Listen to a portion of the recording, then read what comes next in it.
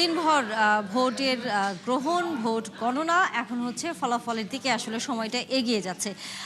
সেই হিসাব করে আমাদের সহকর্মী নিবিড় সহ একটি কেন্দ্র থেকে যুক্ত হয়েছেন। আমরা তার কাছ থেকে সেই কেন্দ্রের ফলাফল অথবা সার্বিক অবস্থা একটু জেনে আসতে চাই। নিবিড়, আপনি যে কেন্দ্রে আছেন, অনেকটা সময় পেরিয়ে গেছে। 4:30টার পর আমরা যদি চিন্তা করে থাকি, 3.5 ঘন্টা বা 3 ঘন্টার কাছাকাছি সময় পেরিয়ে গেছে।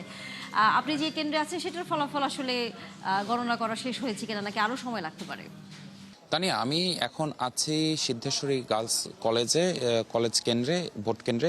এবং এখানে এখন পর্যন্ত ভোট গণনার হওয়ার প্রক্রিয়া কিন্তু আসলে শেষ হয়নি, আরও কিছু সময় লাগবে বলে প্রিজাইডিং কর্মকর্তা আমাদেরকে জানিয়েছেন। তো সেক্ষেত্রে হয়তোবা আরও অল্প কিছুক্ষণ পর হয়তোবা আমরা এই কেন্দ্রের যে ফলাফল, কে এগিয়ে কে পিছিয়ে, কিংবা হ্যাঁ না গণভোটের যে বিষয়টি, হ্যাঁ হ্যাঁ কত ভোট পড়েছে, না কত ভোট পড়েছে, সেই বিষয়টি হয়তোবা আমরা আরও কিছুক্ষণ পরে হয়তোবা বলতে পারবো, যেহেতু এটি ঢাকা 8 আসনের অন্তর্গত এবং ঢাকা 8 আসনের বেশ কয়েকটি কেন্দ্রের ফলাফল ইতোমধ্যেই আমাদের কাছে এসেছে। যেমন আমার কাছে আছে হাবিবুল্লাহ বাহার ইউনিভার্সিটি কলেজ।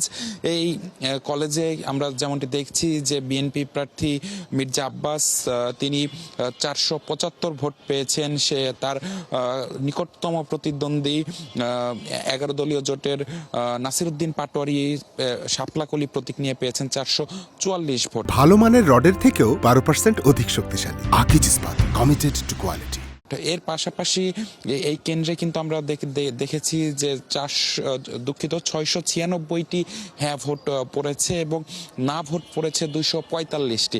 এর পাশাপাশি আমরা আরেকটি কেন্দ্রের ফলাফল কিন্তু আমরা হাতে পেয়েছি, ভোট কেন্দ্রের ফলাফল। সেটি মির্জা আব্বাস মহিলা কলেজ, শাহজাহানপুরের এই কলেজটির ভোট কেন্দ্রের যে ফলাফল, সেটিও আমরা হাতে পেয়েছি। সেখানে আমরা যেমনটি দেখছি যে বিএনপি প্রার্থী মির্জা আব্বাস পেয়েছেন 516 ভোট এবং তার নিকটতম প্রতিদ্বন্দ্বী শাপলা কলি প্রতীক নিয়ে নাসিরউদ্দিন পাটোয়ারি পেয়েছেন 523 ভোট। অর্থাৎ এই কেন্দ্রে কিন্তু আসলে নাসিরউদ্দিন পাটোয়ারি কিছুটা এগিয়ে আছে মির্জা আব্বাসের চেয়ে। তবে এখনো আসলে পূর্ণাঙ্গভাবে সবগুলো ভোট কেন্দ্রের ফলাফল না পাওয়া পর্যন্ত কিন্তু আসলে কোনো কিছুই বলা যাবে না যে কে এগিয়ে কিংবা কে পিছিয়ে আছে। এরপর হয়তোবা সবগুলো কেন্দ্রের ফলাফল, অর্থাৎ ঢাকা 8 আসনের যতগুলো ভোট কেন্দ্র রয়েছে সবগুলো কেন্দ্রের ফলাফল আমরা হাতে পেলে হয়তোবা পূর্ণাঙ্গ একটি চিত্র কিংবা ধারণা আমরা হয়তোবা পেয়ে যেতে পারি। তো সবকিছু মিলিয়ে এই ছিল আমার কাছে থাকা ঢাকা 8 আসনের নির্বাচনের সবশেষ পরিস্থিতি। নিবিড়, অসংখ্য ধন্যবাদ। আমরা নিশ্চয়ই ফিরবো, যেহেতু আপনি বলছিলেন যে এই কেন্দ্রের ফলাফল হয়তো আর কিছুক্ষণ সময় লাগবে সেটি জানবার জন্য। আমরা তখন হয়তো ফিরবো।